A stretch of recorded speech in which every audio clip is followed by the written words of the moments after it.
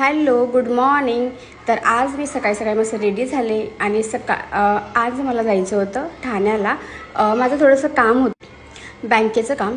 तर मग मी म्हटलं की आणि खूप दिवसापासून हे काम मला करायचं होतं, पण वेळ नव्हता भेटत. आज फायनली भेटला आहे, म्हटलं जाऊन यावं. तर रात्री जास्त चिडचिडी केली होती, मग तीच खाल्ली आणि मग दिवसाची सुरुवात केली. कारण दिवसभर काय भेटणार नाही हे मला माहीत होतं. कारण भिवंडीचं कामसुद्धा चालू आहे रस्त्याचं, आणि टोल नाक्याचंसुद्धा काम चालू आहे आणि खूप मोठा रस्ता होतो, त्याच्यामुळे मग ही ट्रॅफिक आहे. पण थोडेच दिवस ही ट्रॅफिक राहणार आहे, लवकरच ही ट्रॅफिक संपणार आहे. आणि त्यानंतर मग मस्त पोहोचले वगैरे, माझं काम वगैरे केल्यानंतर मग भिवंडीला आले परत. आणि नंतर मग 2-3 बँकेत जायचं होतं, कारण सध्या मी लोनची कामं करते, त्याच्यामुळे मग मला खूप साऱ्या बँकेत जावं लागतं आहे. त्यानंतर घरी आले, खूप ऊन लागत होतं, मस्त फ्रेश झाले, कारण इतकं बाहेर ऊन आहे की खूप. त्याच्यानंतर मग घरी आले, कपडे वगैरे धुवून टाकले. आणि नंतर मला सुकवण्यासाठी काहीच नाही आहे, कारण मी ज्या घरात राहते त्या घराला गॅलरीच नाही आहे. सो मी जेव्हा पण घर बघत होते तेव्हा मला गॅलरीवालं पाहिजे होतं, पण अनफॉर्च्युनेटली मला नाही भेटलं ते. पण इट्स ओके, हे पण घर खूप मस्त आहे.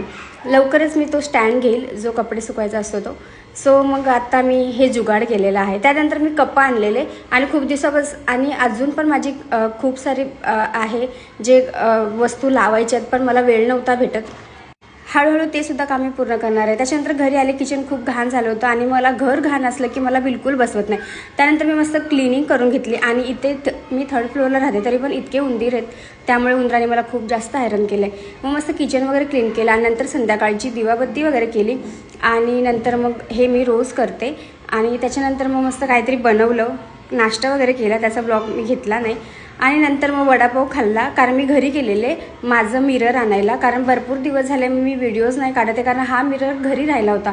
तर फायनली मी आणला. आता तो कधी लावेल हे मला माहिती नाही. त्यानंतर मग आमच्या इकडे मंगळवार बाजार भरतो, तिकडे बाजारात गेले, बाजार घेऊन आले. असं होताच